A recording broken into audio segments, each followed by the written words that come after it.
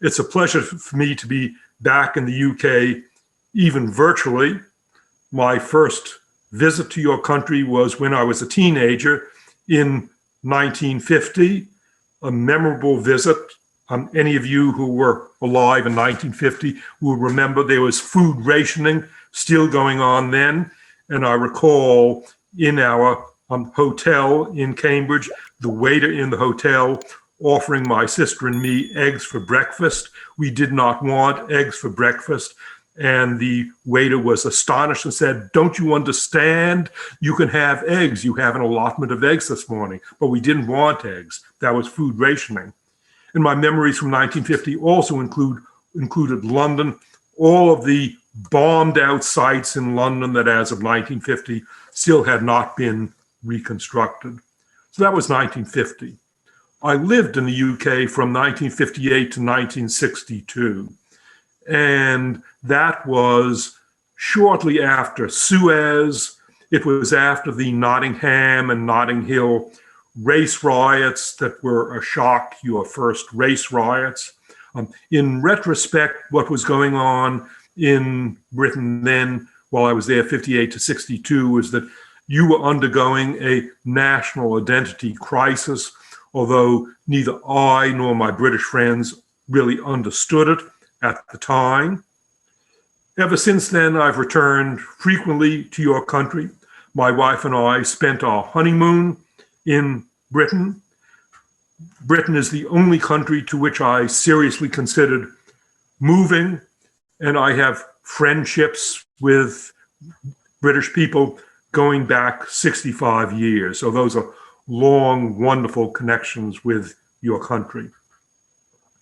As I said, while I was living there for those 4 years in the late 50s, in retrospect, you were undergoing an identity crisis, which is the subject of my most recent book, Upheaval, and something that's been much on my mind. My book, Upheaval, took a comparative view of crises. Now, what do I mean by a comparative view?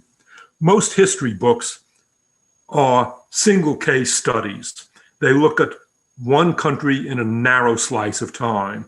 So you get lots of books on late 19th century Germany or mid 16th century England. Instead, I don't write single case studies. I write comparative histories.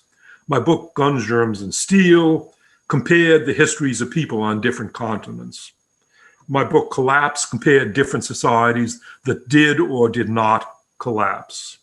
My book, The World Until Yesterday, looked at traditional societies, tribal societies, compared with modern societies. Well, single case study history books and comparative histories, each has its advantages and each has its disadvantages. A single case study can devote all of its 543 pages to late 19th century Germany, and of course can go into far more detail than can a comparative book in which late 19th century Germany just gets 25 pages in a book that looks at 11 other countries as well. So the advantage of a single case study is you can get far more detail. The advantage of a comparative study is that questions arise and answers suggest themselves that would never appear in a single case study. So think of all those books about the American Civil War. We have long books about our Civil War, books of 500, 700, 900 pages. Those books, because they consider nothing except the American Civil War, can devote 3 pages to the second day of the Battle of Gettysburg, go into enormous detail. But what those single case study books do, single case accounts of the American Civil War, what they cannot do is profit from the perspective of looking at other civil wars. And so those books about the American Civil War never ask the question, at the end of the American Civil War, the victors did not kill the losers. There was only one person on the losing side who was killed. That was the commandant of the terrible prisoner of war camp. But at the ends of other civil wars, the Spanish Civil War, the Finnish Civil War, so many other civil wars, the victors did kill the losers. Why did that not happen at the end of the American Civil War? That's an example of the questions that arise in comparative studies that don't arise in single case studies. And so there's a quip among historians: if you study just one society, you will end up understanding no society. My books are comparative studies of history with their advantages and with their disadvantages. My most recent book about crises, national crises, identity crises, you may wonder, did Jared start to write that book motivated by the Brexit vote in the UK, or did I start to write the book just after the November 2020 US elections, or after COVID emerged 14 months ago? No, my book was not provoked by those recent crises. Instead, I began to work on the subject already in the year 2013, after the publication of my previous book, The World Until Yesterday. And I was motivated to write, to think about national political crises because of my experience of crises in the countries in which I've lived and that I know best. In retrospect, when I think of the countries where I've lived, in each of those countries, there was a crisis either going on, or I was in the run-up to the crisis, or I was living in the country in the aftermath of the crisis. For example, I was living in Chile in the run-up to the 1973 Chilean Coup D'etat. I began working in Indonesia in the aftermath of Indonesia's 1965 genocide. When I first visited Finland in the summer of 1959, my Finnish hosts were the veterans and widows and orphans of Finland's winter war against the Soviet Union.